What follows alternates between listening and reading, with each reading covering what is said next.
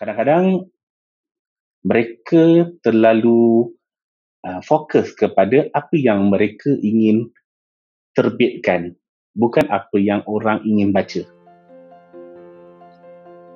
Assalamualaikum warahmatullahi wabarakatuh. Nama saya Muhammad Yusri bin Muhammad Yusof.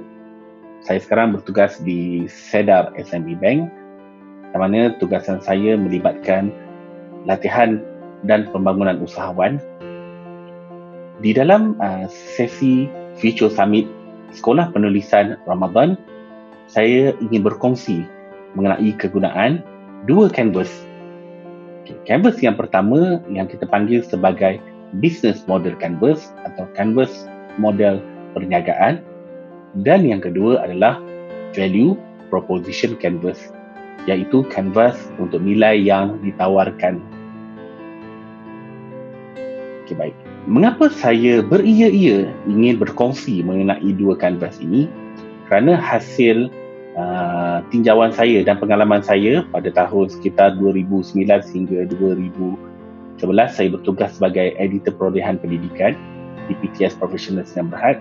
Saya dapati bila kita bertanya kepada penulis-penulis baru, kadang-kadang mereka terlalu fokus kepada apa yang mereka ingin terbitkan, bukan apa yang orang ingin baca. Okay? Sebab apabila kita fokus sangat kepada apa yang kita ingin terbitkan atau apa yang kita suka tulis, kadang-kadang mungkin benda yang kita atau perkara yang kita tulis itu tidak disukai langsung oleh pembaca.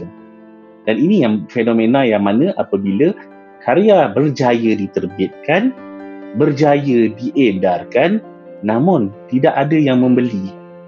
Dan paling sedih, tidak ada yang berminat untuk membeli. Dan karya itu nanti bila tiada siapa yang membeli, dipulangkan semula pada kita dan kita terpaksa memberinya secara percuma. Okay.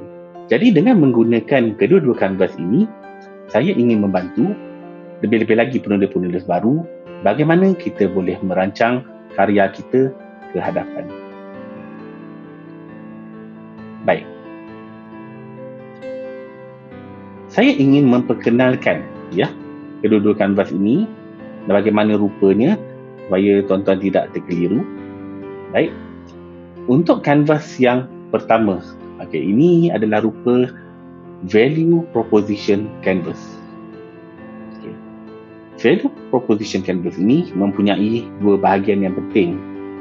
Bahagian pertama adalah bahagian segmen pelanggan, yang mana kita akan melakukan tinjauan pada pasaran dan bertanya atau menemubual sebanyak mungkin pelanggan atau bakal pelanggan atau kita kata bakal pembaca untuk memahami apa sebenarnya penulisan yang mereka mahukan, tetapi penulisan itu mungkin sudah wujud tetapi tidak seperti mana yang mereka mahukan ataupun belum pernah wujud lagi.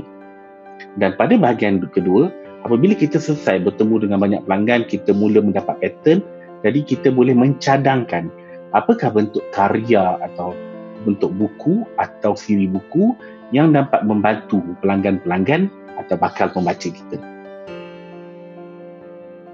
Ini pula adalah canvas Business Model Canvas.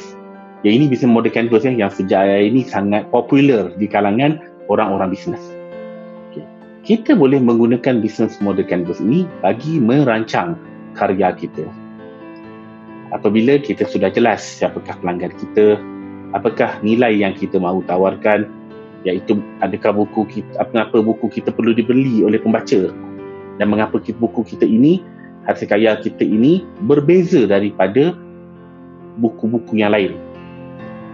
Dengan bantuan Business Model Canvas, kita dapat mengenal pasti bagaimana memasarkan atau memastikan jenama kita ini dapat disebarluaskan dengan mengetahui di mana pelanggan kita berada. Dan kemudian yang paling penting, bagaimana kita merancang karya kita ke hadapan untuk memastikan atau membuatkan pelanggan-pelanggan yang pernah membaca buku kita dan mereka suka pada buku kita akan terus membeli dan membeli lagi karya-karya kita pada masa hadapan.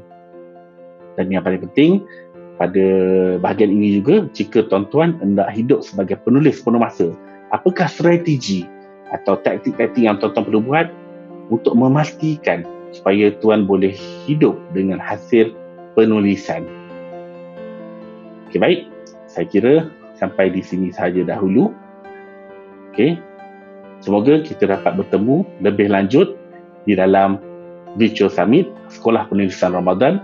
Saya tidak sabar-sabar untuk berkongsi dua kanvas ini dan bagaimana kita dapat memastikan karya kita benar-benar dimaukan oleh pelanggan, bukan hanya benar-benar dimaukan oleh kita. Assalamualaikum warahmatullahi wabarakatuh dan salam Ramadan.